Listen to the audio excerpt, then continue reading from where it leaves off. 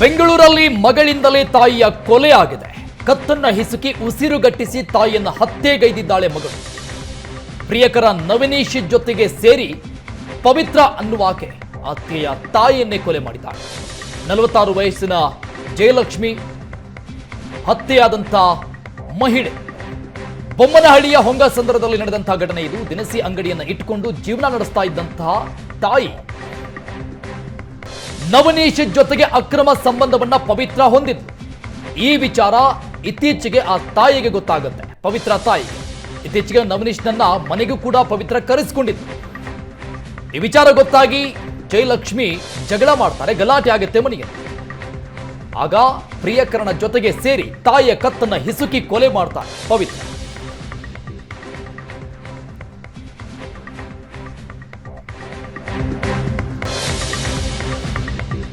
ಆರೋಪಿ ಪವಿತ್ರಾಗೆ ಮೊದಲೇ ಮದುವೆಯಾಗಿತ್ತು.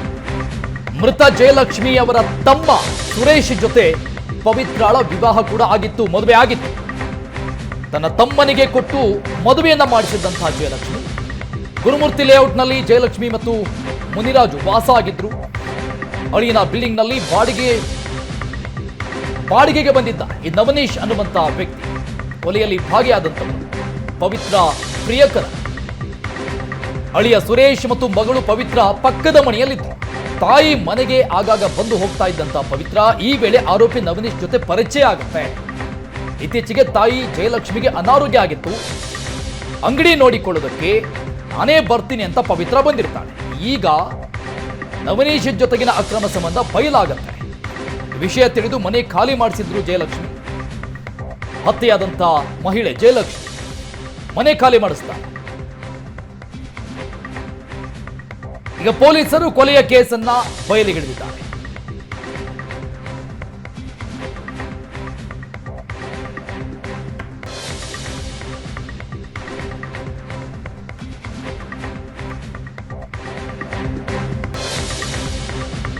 ಈ ಪ್ರಕರಣವನ್ನ ಪೊಲೀಸರು ಹೊರಗೆಳೆದಿದ್ದೇ ರೋಚಕವಾಗಿದೆ. ಏಕೆ ನಾಟಕ ಕೂಡ ಮಾಡಿತ್ತು. ಹತ್ಯೆ ನಂತರದಲ್ಲಿ ಸ್ಯಾನಿಟರಿ ಪ್ಯಾಡ್ನಿಂದ ಕೊಲೆಯ ರಹಸ್ಯ ಬೆಳಕಿಗೆ ಬಂದಿತ್ತು. ಸೆಪ್ಟೆಂಬರ್ 11ರ ಸಂಜೆ 4:30ಕ್ಕೆ ಜಯಲಕ್ಷ್ಮಿ ಹತ್ಯೆಯಾಗಿತ್ತು ಮನೆಯಲ್ಲಿ. ಆಸ್ಪತ್ರೆಗೆ ಕರೆದುಕೊಂಡು ಹೋಗುವ ಮುನ್ನ ಜಯಲಕ್ಷ್ಮಿ ಮೃತಪಟ್ಟಿದ್ರು. ಆಸ್ಪತ್ರೆಯಲ್ಲಿ ಪುತ್ರಿ ಪವಿತ್ರ ಹೈ ಡ್ರಾಮಾ ಮಾಡ್ತಾರೆ. ಜಯಲಕ್ಷ್ಮಿಗೆ ಋತುಚಕ್ರ ಸಮಸ್ಯೆಯಿಂದ ಬ್ಲೀಡಿಂಗ್ ಹೆಚ್ಚಾಗಿ ಕುಸಿದು ಬಿದ್ದು ಮೃತಪಟ್ಟಿದ್ದಾಳೆ ಬಾತ್ರೂಮ್ನಲ್ಲಿ ಅಂತ ಕತೆ ಕಟ್ಟಿದ್ಲು ಪವಿತ್ರ.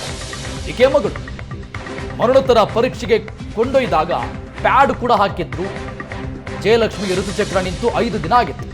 ಈ ಎಲ್ಲ ವಿಚಾರವನ್ನ ಎಳೆ ಎಳೆಯಾಗಿ ಪೊಲೀಸರು ತನಿಖೆಯಲ್ಲಿ ಬಿಚ್ಚಿಟ್ಟಿದ್ದಾರೆ.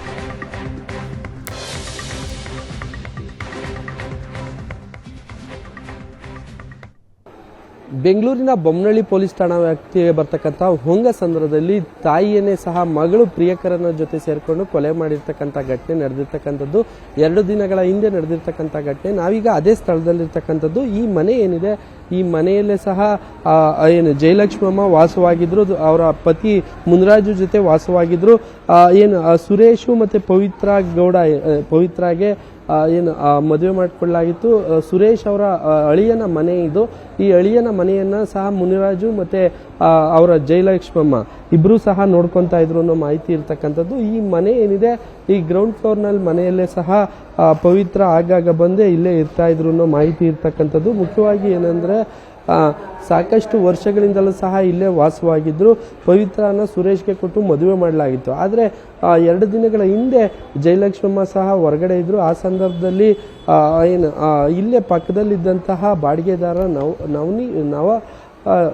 ನವನೀಶ್ ಏನಿದ್ದಾನೆ, ಈತ ಕೂಡ ಆ ಮನೆಗೆ ಆಗಾಗ ಬಂದು ಹೋಗ್ತಾ ಇದ್ದು ಅನ್ನೋ ಮಾಹಿತಿ ಇರ್ತಕ್ಕಂಥದ್ದು. ಮುಖ್ಯವಾಗಿ ಏನಂದ್ರೆ ಇವರಿಬ್ಬರ ನಡುವೆ ಸಹ ಸಾಕಷ್ಟು ದಿನಗಳಿಂದಲೂ ಸಹ ಅಕ್ರಮ ಸಂಬಂಧ ನಡೀತಾ ಇತ್ತು ಅನ್ನೋ ಮಾಹಿತಿ ಇರ್ತಕ್ಕಂಥದ್ದು. ಹೀಗಾಗಿ ಇವರಿಬ್ಬರು ಸಹ ರೂಮ್ನಲ್ಲಿ ಜೊತೆಗಿದ್ದಾಗಲೂ ಸಹ ತಾಯಿ ಜಯಲಕ್ಷ್ಮಮ್ಮಗೆ ಸಿಕ್ಕಿ ಬೀಳ್ತಾರೆ. ಮೊದಲು ಆಕೆಯನ್ನ ಹೊಡಿತಾರೆ, ನಂತರ ಜಯಲಕ್ಷ್ಮಮ್ಮಗೆ ಉಸಿರುಗಟ್ಟಿಸಿ ಸಾಯಿಸಿರ್ತಕ್ಕಂಥದ್ದು. ಇದೇ ಮನೆಯಲ್ಲಿ ಸಹ ಜಯಲಕ್ಷ್ಮಮ್ಮ ಸಾವಿಗೀಡಾಗ್ತಾರೆ. ನಂತರ ಒಂದು ಕಥೆಯನ್ನ ಕಟ್ಟಿದಂತ ಆರೋಪಿಗಳು ಇಬ್ರು ಸಹ ಬತ್ಲು ಮನೆಯಲ್ಲಿ ಬಿದ್ರು ಅಂತ ಹೇಳಿ ಖಾಸಗಿ ಆಸ್ಪತ್ರೆಗೆ ದಾಖಲಿಸಿ ಚಿಕಿತ್ಸೆಯನ್ನ ಕೂಡಿಸಲಾಗ್ತಾ ಇದೆ. ಆಗ ಪೊಲೀಸರ ತನಿಖೆ ವೇಳೆ ಗೊತ್ತಾಗಿರ್ತಕ್ಕಂಥದ್ದು ಕೊಲೆ ಅನ್ನೋದು ವೈದ್ಯಕೀಯ ಪರೀಕ್ಷೆ ಸಂದರ್ಭದಲ್ಲಿ ಬತ್ಲು ಮನೆಯಿಂದ ಬಿದ್ದು ಅವರು ಸಾವನ್ನಪ್ಪಿದ್ದಾರೆ ಅಂತೇಳಿ ಕತೆ ಕಟ್ತಾರೆ. ನಂತರ ವೈದ್ಯಕೀಯ ಪರೀಕ್ಷೆ ವೇಳೆ ಆರೋಪಿಗಳ ಕೃತ್ಯ ಬಯಲಾಗಿರ್ತಕ್ಕಂಥದ್ದು.